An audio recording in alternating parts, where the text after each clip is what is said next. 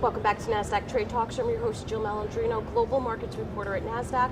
We've been coming to you live from Inside ETFs in Hollywood, Florida.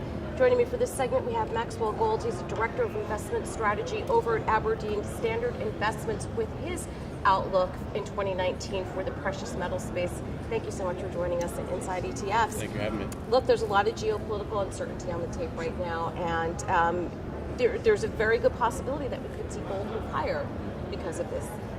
Yeah, certainly gold does have that traditional geopolitical hedge, and certainly I think that's a risk that's on the table, as has been discussed throughout this conference. There's a lot of uncertainty, geopolitical uncertainty, whether that's related to trade, whether it's related to economic slowdown, certainly, and I think that gold has that traditional hedge, that safe haven ability. Additionally, we've seen investors begin to flock into gold so far this year. Beginning in January, we've seen about 70 metric tons move into ETF investments for gold. Traditionally is the preferred vehicle for investors, and certainly that matches the amount that we saw in 2018 alone. So overall, investors are moving swiftly back into gold. I think that is a reflection of the uncertainty that we've been dealing with so far in markets this year. Well, we also have a lower U.S. dollar and a more accommodative Fed at this point. Is that something that can also provide a boost to the underlying as well? Absolutely. That's actually part of my view, is that I do expect the dollar to weaken this year, and my base case for gold would put it right around in the 1275, 1325 range, which is where it's been hovering over the last month.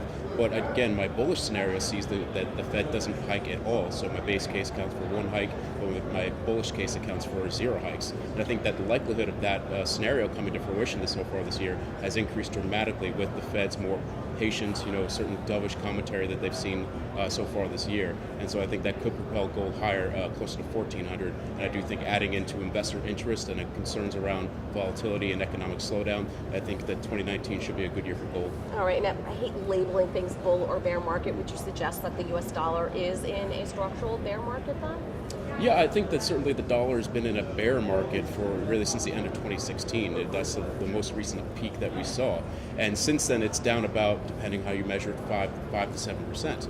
And overall, I think that that's good for gold. It has traditionally a negative correlation of about negative 0.4 to the U.S. dollar. And certainly the dollar has softened, a strong 2018 following a very weak 2017. But for 2019, I think it really relies on what the Fed's going to do. If we do see them hitting pause, certainly the case for a bullish U.S. dollar outlook this year is sort of softening, because certainly that investors are looking to chase higher yields, increases demand for dollars. Medium term, the outlook for dollar I think is also weakening as we're dealing with concerns around rising debt and overall fiscal deficits. How about silver? Silver is pretty much what's good for gold is good for silver right now. Certainly the fundamentals are a little bit mixed for silver, and I do remain constructive overall for that outlook, as it does tend to have a very high correlation to gold. It tends to even outpace gold internally, certainly when we see periods of risk-off events, as well as on the flip side when we do see sort of a risk-on sentiment tends to benefit, to be to the detriment of silver. But overall, I think that what silver right now is tied to gold. There's not much of a catalyst for silver. If you look at the macro environment, certainly concerns around the slowing industrial production, and if you're looking at China, certainly that is a big indicator for overall global growth, and silver tends to track that cyclicality. All right, well here's kind of an obscure one for you, the palladium market. Does that trade the same as silver and gold? Well, palladium's interesting because it's been in a structural deficit, for a fundamental deficit since 2012. And it's actually been outpacing the S&P 500 over the last 10 years. And it's been certainly a quiet story. It's a small market, it's a small metal. It's used primarily in auto catalysts to help reduce emissions for gasoline engines. But overall, that supply deficit, that lack of physical metal, has been bidding up the overall price, and it's at an all-time high right now. All right, thank you so much for joining us Thanks Inside for having me. ETFs. And thank you for joining me throughout the day. I'm Jill Malandrino, Global Markets Reporter at Nasdaq.